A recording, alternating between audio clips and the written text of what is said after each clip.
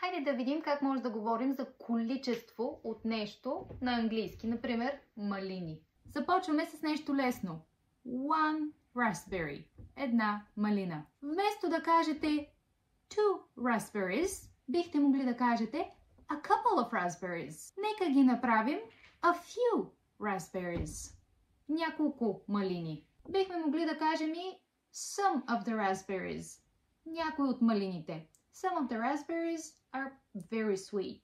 Някои от малините са много сладки. Half of the raspberries. Половината от малините. Half of the raspberries are for me.